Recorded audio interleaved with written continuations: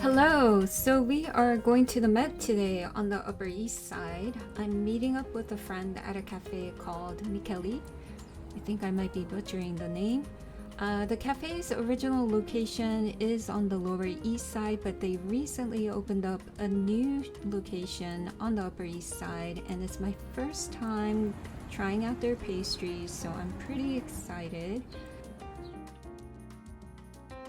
They had pastries I wasn't familiar with and couldn't pronounce, but I got a variety and they were all really good. Dare I say they might be better than Balthazar's.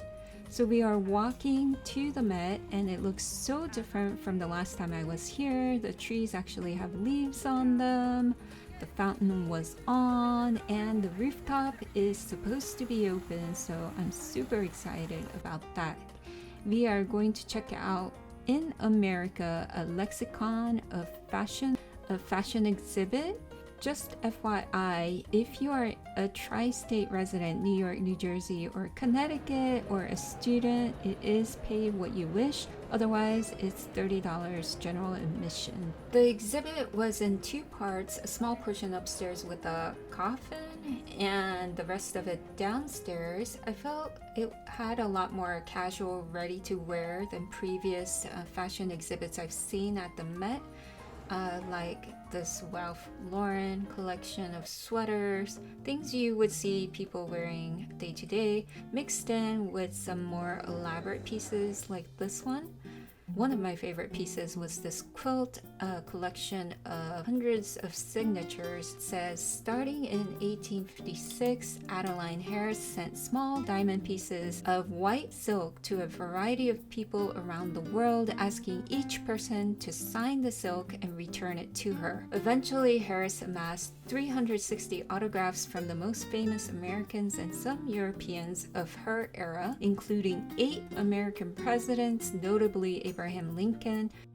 Each clothing article had a word associated with it displayed on top, and the way that this installation was set up was you had to be standing in front of each piece to be able to see the details, which I thought was very interesting installation wise, but kind of hard to film, to be honest.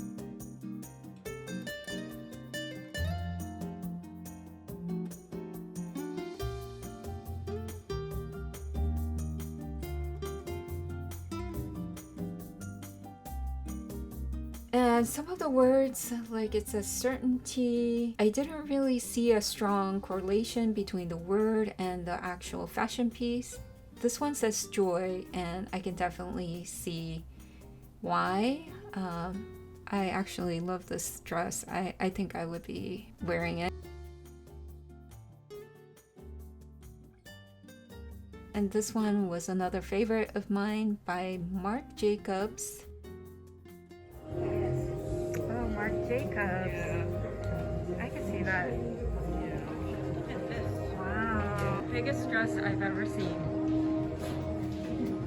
I'm not sure how you can sit in this dress. Sweetness. I can see the correlation here. I really liked some of the texture and color combinations and juxtapositions. This was definitely one of my favorites. I realized I used to think couture was not practical and like who would wear that? But after this exhibit, I think I realized I am more inspired by couture than ready to wear.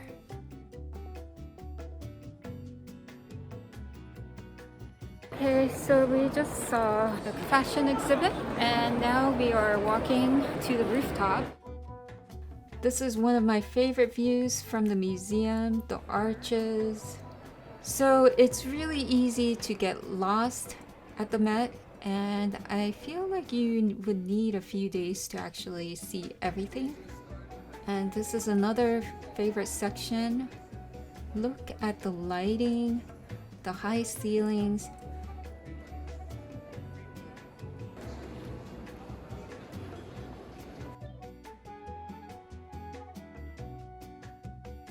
But we finally made it to the rooftop, and I haven't been since lockdown, so it's been over 2.5 years. So it was really nice to actually see it and just be outside on the rooftop.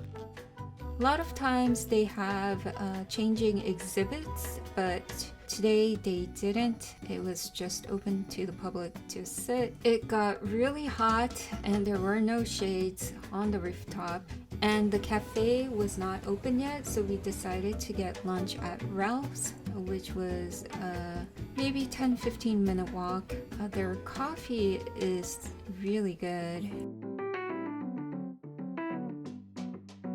Our very basic sandwiches. It looks good though.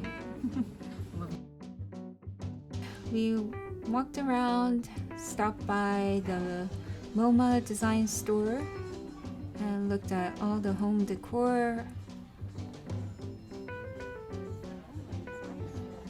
And got some gelato, which I didn't take a picture of.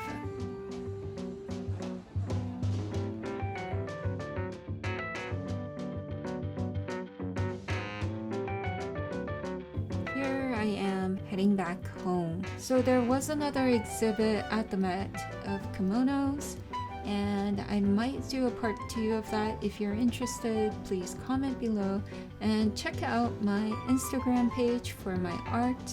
And until next time, take care.